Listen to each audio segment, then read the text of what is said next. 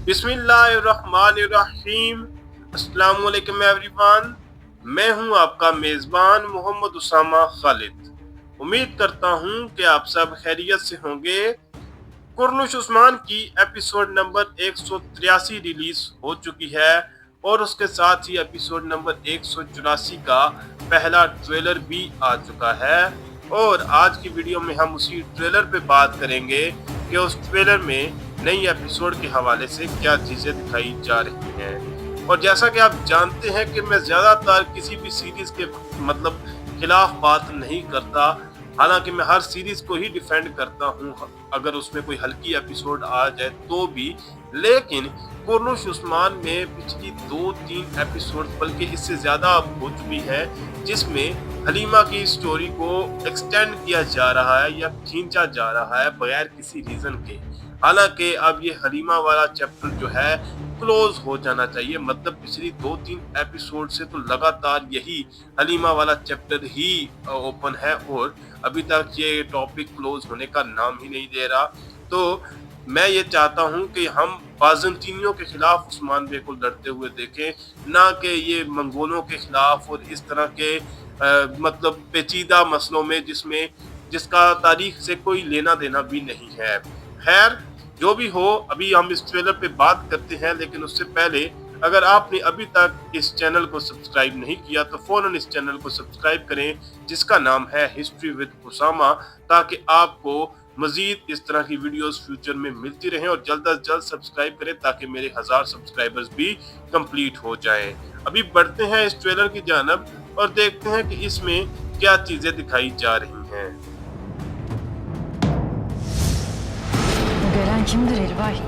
Trailer के पहले ही scene में हम यहाँ पर एक नए किरदार की एंट्री देख सकते हैं जो कि एक खातून है और मंगोल खातून ही है। और उसके बाद हमें इनका तारुफ भी देखने को मिलेगा। लेकिन टू बी ऑनेस्ट यहाँ पर मैं एक बाज़ंतीनी करेक्टर का वेट कर रहा हूँ कि एक बाज़ंतीनी करेक्टर आए, ना कि ये मंगोल करेक्टर्स। कुलूकान तो भी अब तक खत्म हो जाना चाहिए था। खैर, यहाँ पर बेगम खातून ये बात बोल रही है कि ये जो खातून आई हैं ये कौन है। Böyle aydınlık, ardı karanlık, esen bir şey. इस खातून का तारुफ करवाते हुए इल्बाई ये बात बोल रहा है कि ये जब आती है तो रोशनी हो जाती है और जब ये जाती है तो अंधेरा छा जाता है। मतलब एक ऐसी खातून है कि जब भी आती है तो अपने साथ जो है वो अच्छी चीजें लेकर आती है और जब जाती है तो मायूसी और नाउमीदी छा जाती है। मतलब इस तरह की कोई बात ही इल्बाई ने बोली होगी। Ben ki Ulu Olcay Tuhan'ın kızıyım. यहाँ पर ये खातून अपना तारुफ खुद ही करवा रही हैं और ये कह रही हैं कि मैं ओलजायतू खान की बेटी हूँ। तो हम आने वाली किस्त में ओलजायतू खान की बेटी को देखने वाले हैं। और यहाँ पर वो उस्मान बे के खेमे में भी पहुँच चुकी है और जो उनकी पोस्ट पर जो खाल पड़ी हुई थी उसको उठाकर नई जो खाल है या अपनी जो कालीन है वो यहाँ पर बिछा रही हैं। Babam gölge, batın güneş. Yaklaşa ne yakar? Binlerce çok daha çetin olacak.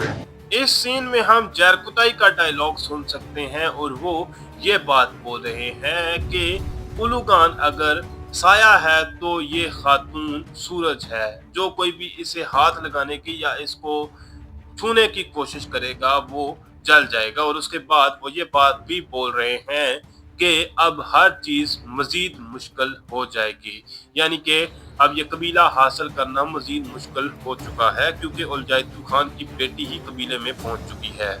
Ben sana siper ol. Sen de bana yoldaş. Seninle her türlü savaşa girer. यहाँ पर हम ओस्मान बे और बाला खातून को देख सकते हैं और ओस्मान बे ये बात बोल रहे हैं कि मैं आपकी ढाल बन चुका हूँ और आप मेरी हम सफर या साथी बन गई हैं और आपके साथ मैं किसी भी जंग में दाखिल हो सकता हूँ। यानी कि अगर आप मेरे साथ मौजूद हों तो फिर मैं किसी भी जंग में दाखिल हो सकता हूँ। तो देखते हैं कि इससे आगे हमें इस ट्रेलर में मजीद क्या चीजें दिखाई जाएंगी। Bana hem vergi verecek hem de kızını. Moğollar babamdan beni istemişler. आने वाली किस्त में एक नया चैप्टर खुलने वाला है और वो है फातिमा खातून की शादी के हवाले से। यहाँ पर ये जो उलजायतू खान की बेटी आई है वो यही बात बोल रही है कि वो मुझे टैक्स भी देंगे और अपनी बेटी भी देंगे। और उसके बाद यहाँ पर फातिमा खातून का भी डायलॉग सुनाई दे रहा है और वो ये बात बोल रही हैं कि ओस्मान बे से उन्होंने मेरा हाथ मांगा है, यानी मेरी शादी की बात की है। Cenab-ı Allah için benim cesedimi çiğnemeleri lazım. Çadırlarını, obalarını başlarına yıkın. अब फातिमा खातून रिश्ते वाली बात यूसुफ बे को बता रही हैं और यूसुफ बे ये बात बोल रहे हैं कि आपको हासिल करने के लिए मंगोलों को मेरे जिस्म के टुकड़े करने पड़ेंगे। तो यहाँ पर हम यूसुफ बे को लड़ते हुए भी देख सकते हैं, लेकिन साथ साथ यहाँ पर हम मंगोलों को भी देख सकते हैं जो कि कबीले पर हमला करते हुए नजर आ रहे हैं। और उलुगान ये बात बोल रहा है कि इनके खैमों को और इनके कबीलों को और उनके सरदारों को भी जला दो। Bu topraklara zoru da savaşı da gayrı ben getiririm. तो उलजायतू खान की बेटी ने आते ही तमाम सिचुएशन को अपने हाथ में लेना शुरू कर दिया होगा और यही बात बोल रही है कि अब इन जमीनों पर अमन और जंग जो है वो मैं ही लेकर आऊंगी, यानी कि अमन होगा या जंग होगी इस बात का फैसला मैं करूंगी। और यहाँ पर हम फातिमा खातून और हुनफिरा को मंगोलों पर तीर मारते हुए भी देख सकते हैं, लेकिन यहाँ पर मरियम का रिएक्शन देखा जाए तो वो भी काफी गुस्से में नजर आ रही है। तो देखते हैं कि वो किस बात पर गुस्से में है। Hele bir dur bakalım. Ne yapacaksın? Sen boyun mu eğdireceksin? इस सीन में हमें ओस्मान बे नजर आ रहे हैं और ओस्मान बे एक नाम भी ले रहे हैं, एसम बुके। तो हो सकता है कि इस खातून का नाम यही हो। और उसके बाद वो ये बात बोल रहे हैं कि आप रुक जाएं थोड़ी देर के लिए। क्या करेंगी आप? क्या आप हमारी गर्दनों को झुकाने की कोशिश करेंगी, यानी कि हमें झुकाने की कोशिश करेंगी जैसा कि उलुगान ने आते ही हमें झुकाने की कोशिश की है या मुझे झुकाने की कोशिश की है, तो आप भी वही करेंगी? Varsa gücünüz gösterin. ट्रेलर के लास्ट सीन में ओरहान बे और सिपाही तो मंगोलों के खिलाफ लड़ते हुए नजर आ रहे हैं, जबकि ओस्मान बे ये बात बोल रहे हैं कि आप में अगर इतनी हिम्मत है या इतनी ताकत है तो फिर मुझे दिखाएं, यानी कि हमला करें ताकि मैं आपकी हिम्मत और ताकत को देख सकूं।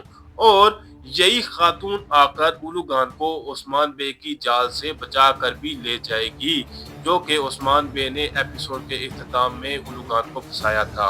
तो यहीं पर हम इस वीडियो का भी इख्तिताम करते हैं। फिल वक्त के लिए इतना ही।